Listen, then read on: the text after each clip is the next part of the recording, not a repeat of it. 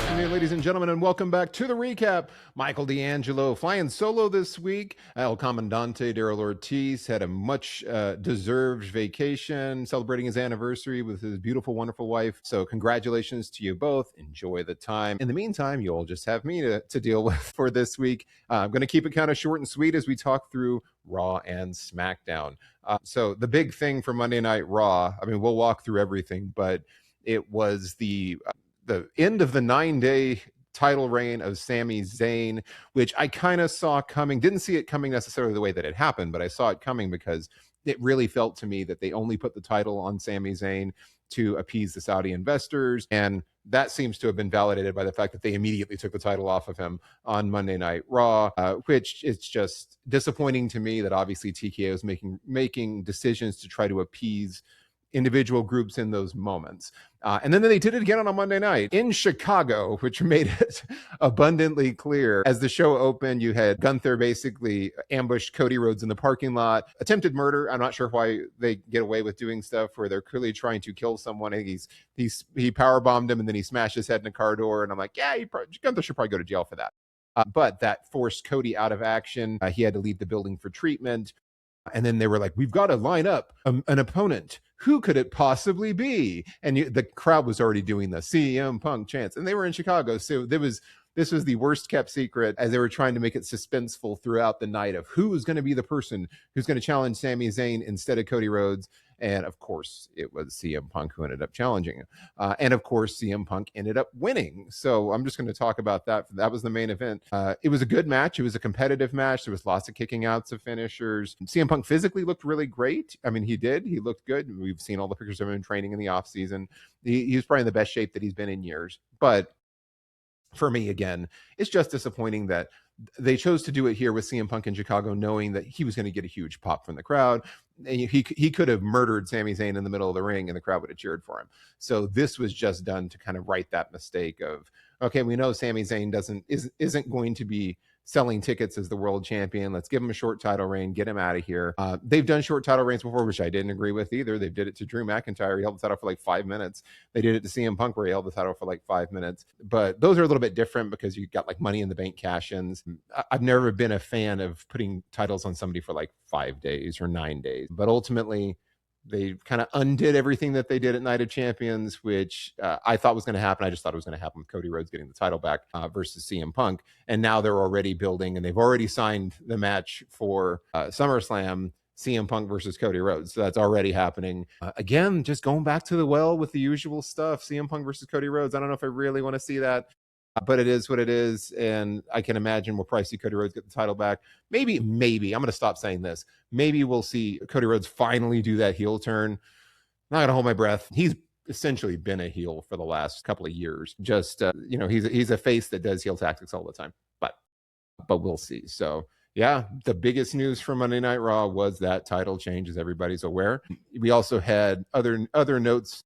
Seth Rollins cut a long promo on Roman Reigns ahead of their SummerSlam match, basically framing Roman as he's the chosen one who worked less while Seth carried everybody. It was a lot of the usual stuff. You did get kind of the unexpected LA Knight interruption of Seth Rollins during this, where he called out both Seth and Roman for using power structures to hold him down, whether it be the Bloodline or the Vision, which he had a good point. It was like you could never really stop him on his own.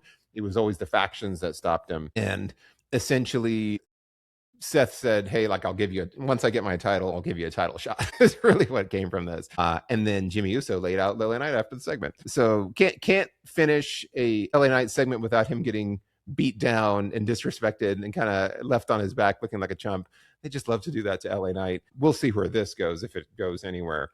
But it'd be nice if they took LA Knight seriously and gave him a title run. But that's probably almost certainly not going to happen if Seth takes the title off of Roman, which I don't know that he will. That feels like it'd be a little early to make a change. After this, speaking of making changes, we also had the Vision, who won the tag titles from the Street Profits. And this is disappointing too, because the Street Profits really deserved a nice long title run. They're a real legitimate tag team. And that was always the concern of WWE hates real legitimate tag teams. And so sure enough, you had the Vision end up winning, Braun Breaker and Austin Theory. And they won because of the obvious and inevitable heel turn of Maxine Dupree, where she showed up and interfered, landed a low blow, which allowed Austin Theory to get the win. And then she's all like canoodling with him afterwards. So she's part of the Vision now. They're all bad, they're all evil, and they've got the titles again. We also had Sol Ruca retaining the Women's Intercontinental title against Raquel Rodriguez. We got interference from the Judgment Day, from Io Sky. It was like a mess. Sol did hit the Soul Snatcher and won. It was fine, though. It was a good match. And it was interesting that 2 out of the 3 title matches had title changes on Monday Night Raw, which was interesting, too. We also got Paul Heyman hyping up the Brock Lesnar Obafemi SummerSlam match. Not really sure it needs much hype at this point, but they've still got to give him something to do. There's 3 weeks to go for SummerSlam.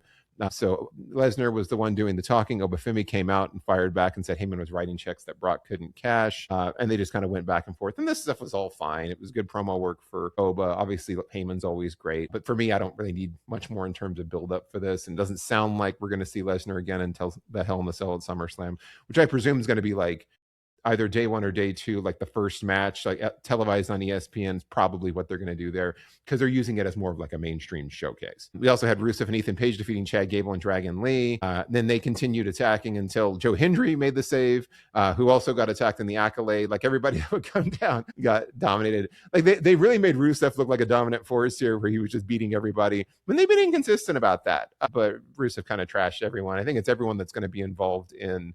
There's like an Intercontinental title gauntlet match that's going to happen next week. So this stuff was all fine. And then we had Bayley continuing her promo feud with Lyra now, with the angle of Lyra's the crazy one who's like disconnected and Bayley's the normal one, which this is really weird because Bayley was the one that they were doing kind of like the manic split personalities where she would freak out and act wild. And they've essentially just switched this. So now Lyra's the one, Bayley's the normal one, Lyra's the one who's like losing her mind. Not sure why they made the change. Like, why are you going to build that whole thing with Bayley if you're going to just give it up and then swap it out for Lyra? So it's an odd choice, but they're feuding apparently. And then of course we had that main event, CM Punk and Sami Zayn, and CM Punk won. So that was it. That was the big news on Raw. SmackDown had better surprises, so I'll say that. You had Nick Aldis returning from administrative leave officially, so he's back now. I guess there was no findings, which I was like, why is he on administrative leave? Like, he didn't really do anything inappropriate here. But he did introduce CM Punk as the new WWE champion. Punk addressed the crowd and said the move to SmackDown, like he'd been trying to move SmackDown for months, and then it got expedited by this opportunity, which is kind of weird. And then he called out several potential challengers, Sami Zayn, Finn Balor. He kind of went through this list, everybody but Cody Rhodes, and then Cody Rhodes' music hit. He came down and confronted Punk, and he was basically, this ended with them agreeing to a match at SummerSlam and then just making a match at SummerSlam. And I was like, oh gosh, why are we doing this again? Like, you knew it was going to happen, but it didn't make a ton of sense considering, yeah, CM Punk should kind of have his choice of, he named off all these contenders, everybody but Cody, and Cody's just like, well, I want my shot. And he's kind of like, okay. And that was it. And Sammy felt like a complete afterthought here, not even really mentioned. It was kind of glossed over. And then they mentioned later that they were going to do a tag match at Saturday night's main event with Gunther and Sami Zayn versus CM Punk and Cody Rhodes, which is kind of like, why are we doing that too? Again, it's the other hype up right before they get to SummerSlam of having Punk and Rhodes try to team together. But that's the only real thing that they're doing with Sami Zayn now, is making that tag match with everyone involved. After this, we got a great match. Finn Balor defeating Tama Tonga. It was fast-paced, strong match, and then Tama Tonga was ringside and involved throughout the match. But it was really, really good stuff. This is probably the match of the night in terms of just total wrestling. After this, we had Gunther demanding that Nick Aldis fix the WWE Championship situation because he wanted a title opportunity and it needed to be done by the end of the night. And that was the ultimatum. And that was going to be the closing segment. I mean, not the main event, but kind of the closing main event was that. After this, you had Jimmy Uso and Jacob Fatu showing up on SmackDown, kind of looking for Solo. And then Royce Keys came down and basically was like, hey, you've mentioned my name a few times. That's why I'm down here. And Jimmy was being like really uncharacteristically a heel here. Jay is the one that's been more of a heel, and Jimmy's been more of like the level-headed voice of reason, but not this one. Jimmy was like in Royce Keys' face and saying, hey, we're going to beat you up if you get out of here. And then Jacob's like, what's this we stuff? Like, you handle your own business, which I'm with that on Jacob. Like, that makes sense. And then it was funny because Royce Keys was like, I'm not out here for a match, but he's in full ring gear, like ready to go because I didn't have a match tonight. I'm like, well, then why are you completely dressed for a match? So they made an impromptu match. It was Jimmy Uso versus Royce Keys. It was very competitive too, which I think is strange because Royce Keys was kind of almost like the SmackDown light version of Obafemi when he came over. It's like he's the, coming off with the Powerhouse Hobbs moniker, but he's like the big powerhouse that's running over everybody. This one was really, really competitive back and forth. And it ended, of course, Solo Sikoa appeared and attacked. Then Jacob Fatu came out and attacked Solo. And then Jacob ended up turning on Royce Keys because Royce grabbed him and tried to like break it up. And then he beat down everybody. He beat down Solo Sikoa and Royce Keys. So obviously we'll see the continuation of this, probably leading to Royce Keys versus Jacob Fatu at SummerSlam or Saturday Night's Main Event. We'll see what they kind of do with this. Then next we had Jade Cargill defeating Alexa Bliss in a one-on-one match. This, of course, is building towards Jade versus Charlotte, probably at SummerSlam. But it was, you had Charlotte Flair ringside, you had B-Fab and Meechin ringside, so there was lots of shenanigans. And kind of due to all the interference and the shenanigans that were happening here, Jade ended up hitting the Jaded on Alexa. And then afterwards, she like grabbed a chair and stuck her arm in it and then broke her arm because she was like, oh, her arm's to the side. So it's like, look at this horrible thing she did to Alexa because Alexa is Charlotte's friend. I don't know. Again, we needed to hammer that home and do a fake arm break thing you could tell Alexa's arm really wasn't broken. She was just kind of holding at an angle that looked weird because she was kind of like smiling the whole time and kind of laughing. She wasn't in the pain of somebody who would have an arm break. So that was kind of strange, but this is all fine. This is just building towards Jade and Charlotte at SummerSlam. And then you had the main event, which was Trick Williams versus Carmelo Hayes. And they built this from last week, which was not the title match, but kind of like, hey, let's see how you do. If you do good, maybe I'll give you that title opportunity. This, of course, was a really good match. It was really excellent. Trick Williams is great. Carmelo Hayes is great. They have good chemistry together. They've had good chemistry together since NXT. So this was really good. The legitimate surprise here was towards the end, Carmelo Hayes was going up to hit the nothing but net, and then Baron Corbin popped out of nowhere and grabbed his arm and pulled him off of the top. And then he made a surprise return. So Baron Corbin is back. Thank goodness. I love Baron Corbin. He'd been gone for about a year and he just kind of ran through both of them, hit the end of days on each of them, picked up the US title and walked off with it. It was great, completely unexpected, did catch me off guard. And I love Baron Corbin. I love what he does in terms of his work. I think he's really been underappreciated in WWE. So gosh, it'll be nice to see what they do with him. So this was a welcome surprise, moment of the night, probably moment of the week for me, even though you had that CM Punk Sami Zayn thing. Again, you could see that Sami Zayn losing the title coming. It was kind of, once he got into Chicago and he got hurt, or Cody Rhodes got hurt, you knew what was coming with CM Punk. There was no surprise there. You knew what was coming. But this was a legitimate surprise on SmackDown with Baron Corbin returning and attacking both of them. And then the segment after this was Nick Aldis came out and was answering the ultimatum of Gunther. And he announced CM Punk and Cody Rhodes versus Gunther and Sami Zayn from Saturday Night's Main Event at Madison Square Garden. And of course, Gunther was not happy about that because he wanted his title match at WrestleMania. And so he responded by attacking Nick Aldis. So he locked him in a sleeper, was attacking him. Here's what was strange about this. He probably locked him in a sleeper hold. He would stop the attack and then jump back on him, resume the attack, and then stop the attack, and then jump back on him, resume. Probably did this like 5 or 6 times. And throughout all of this, it was a very long segment of him continuing to attack Nick Aldis. Not a single security person came out. The staff came out. So you had like staffers and like producers that came down. I'm like, where's the security? How come there's no security guards?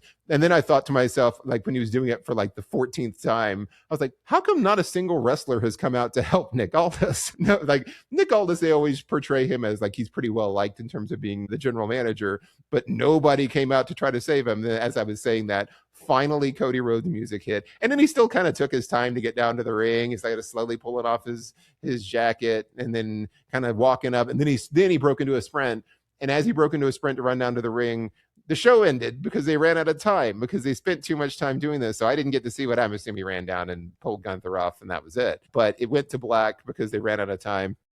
And then Braun Strowman's food show started after that. So I was kind of like, all right, they spent a little bit too much time of having Gunther reset and didn't leave enough time for the broadcast to really see what happened with Cody. But I just can kind of assume that Cody helped Nick Aldis. But he was the only one. So that was a little bit strange. This is clearly, obviously building towards Nick Aldis taking on Gunther at SummerSlam, which I think will be great. However, this will obviously be like Gunther retiring Nick Aldis officially, which is, sad to see. I don't know that they'll have Nick Aldis beat Gunther. They've done too much with Gunther being like the career killer. So that'd be strange if Aldis won. But it would be real nice to see Nick Aldis wrestle in WWE. So looking forward to that. Clearly, they've set the table for that. But that's it. That's what we got for this week, everybody. What was your favorite moments from Raw and SmackDown? Leave them in the comments. We always love to hear from you. Don't forget to like, share, and subscribe. And until next time, I've been Michael D'Angelo. Have a great week, everyone. We'll see you soon.